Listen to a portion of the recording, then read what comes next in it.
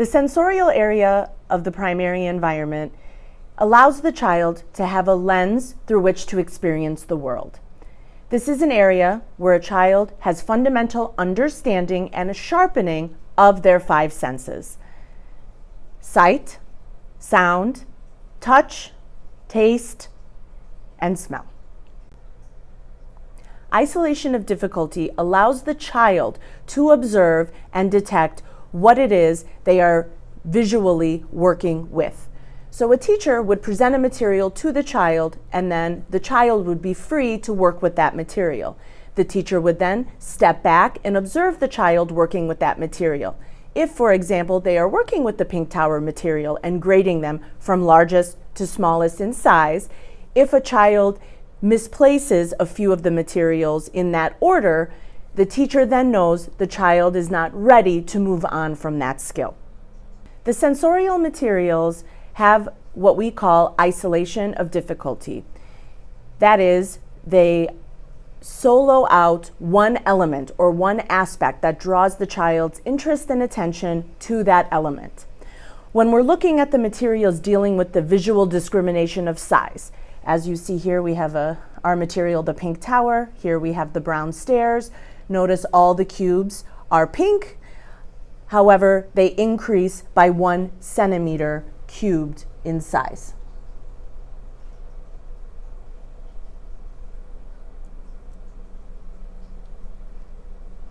Control of error allows a child to realize or recognize when they have made a mistake using a material. For example, with the knob cylinder, children will move the cylinders out of the compartment, and they have to be placed in the exact order. Otherwise, one of the pieces will no longer fit. For example, if the child makes a mistake and places it in this compartment, they will see that this cannot fit. Similar to control of error, another important skill the child will develop in the sensorial area is one-to-one correspondence, attributing one to another one. So we saw with control of error, one cylinder goes in one cylinder place. When counting in mathematics, oftentimes children will grab handfuls rather than one, which confuses them when they're trying to understand quantity. Gradation of size not only comes from the Montessori classical materials, but you will often find extensions and variations within the classroom that bring the language element to that material.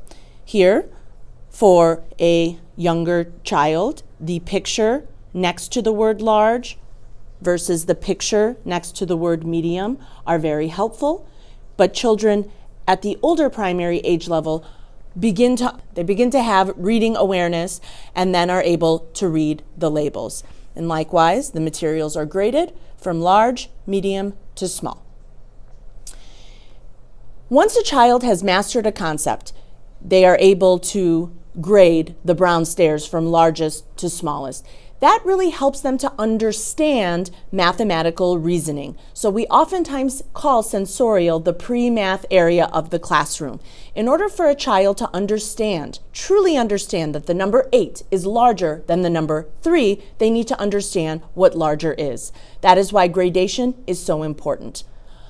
Younger primary children work on gradation once they have mastered that skill, in that they are able to sort or arrange a material from smallest to largest or largest to smallest. We then increase vocabulary. The second largest brown stair, the third largest brown stair.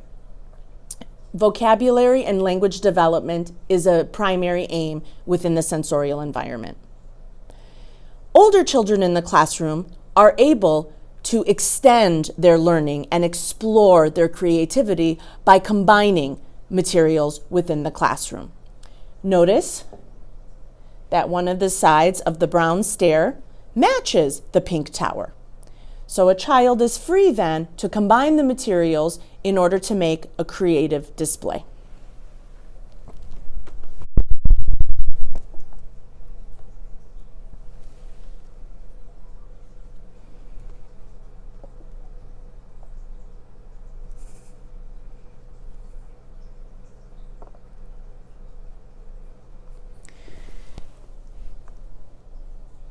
Because our children are free to explore their creativity and create beautiful extensions within the Montessori environment, it is no wonder that so many of our children, as adults, are innovators and creators today.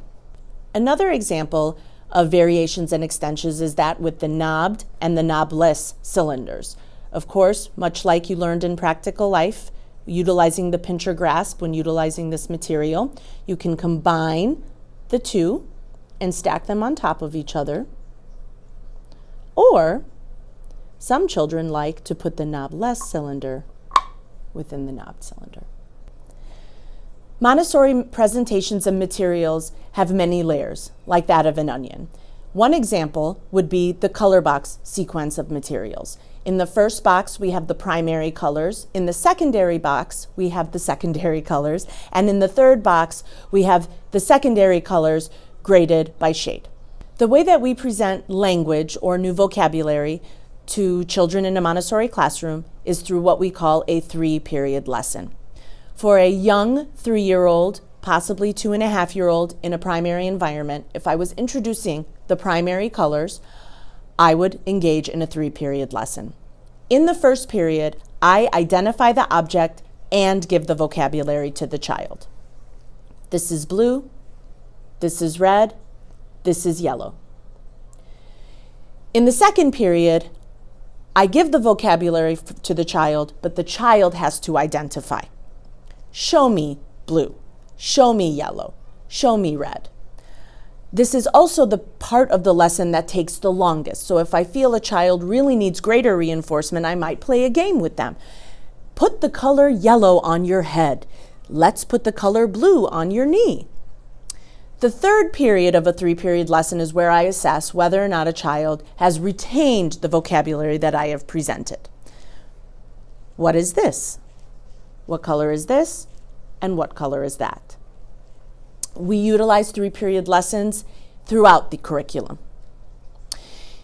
Here we have our color box 2 with the secondary colors.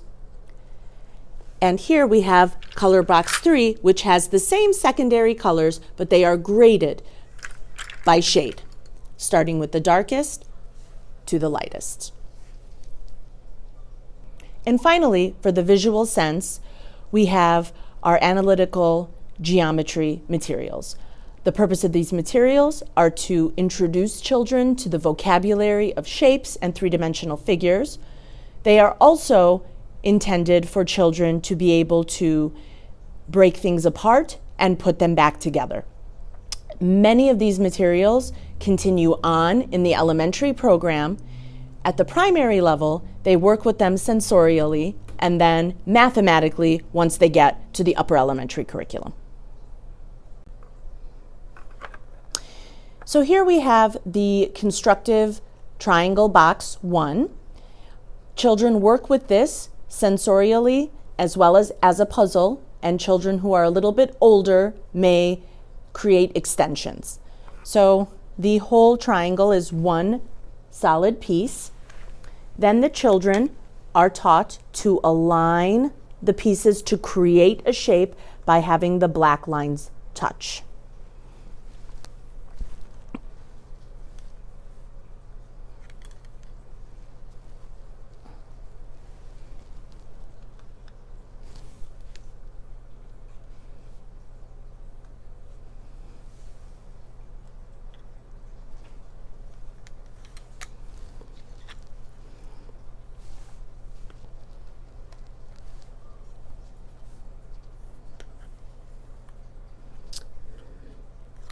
Likewise, the black touches the black, here and here. An example of the extension or variation, you see here we have 4 large triangles, much like we have these 4 smaller triangles.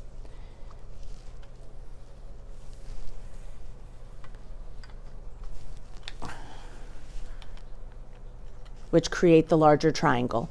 Extensions and variations are not presented to the child.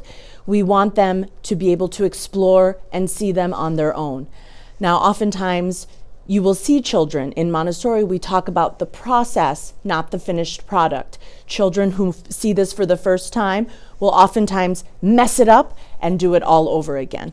That is a point of interest in this material.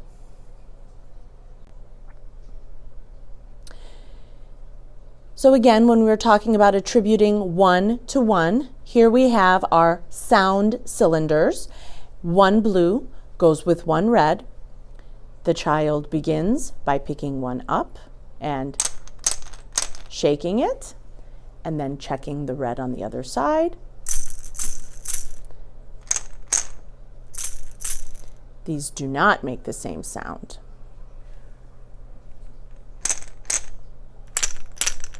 These do. They come to the center. One blue goes with one red, and they continue on.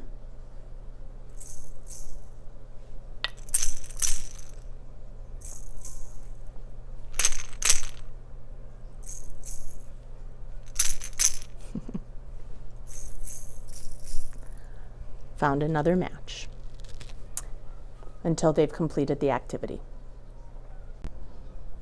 Here we have our sense of touch. Materials that aren't here for display would be things like fabric matching, feeling different types of fabrics and matching them without looking. We have here our Barrick tablets, which measure weight. So a child, either on their own or with a partner, would sit and put one in each hand and try and gauge if they are the same weight. Again, one-to-one correspondence. When they match, they put them in the center.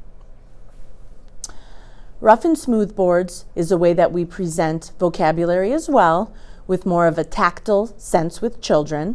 This is the third in the series, going from the most rough to smooth on the other end. One of my primary trainers told us a funny joke that she could tell her son had received the rough and smooth boards lesson in his primary class when he was sitting next to her one day and brushed his hands against her legs, and he said, "Mommy, your legs are rough." I still remember that joke. Montessori language. For our sense of smell, we have a material called the smelling bottles, much like we had the sound cylinders, where they have different perfumes or different extracts within them, and the children match the same smell in the center of the rug. For our sense of taste, we also have tasting bottles where children will put droplets of different things that are either sweet or sour on the back of their hand, taste, and match those bottles. An extension of that within the classroom, once children have understood the differences in taste, is looking at real life foods and tasting them. This is from our garden, looking at our different tomatoes and which tomato is the sweetest. At the beginning of the fall season, we had an apple tasting survey with the primary children in class. They tasted different types of apples and voted on which was the sweetest. So that's a real life application of the tasting materials in the sensorial area of the classroom. So again, the sensorial area gives a rich picture of the world around them, helps them with classification, the math mind, and vocabulary.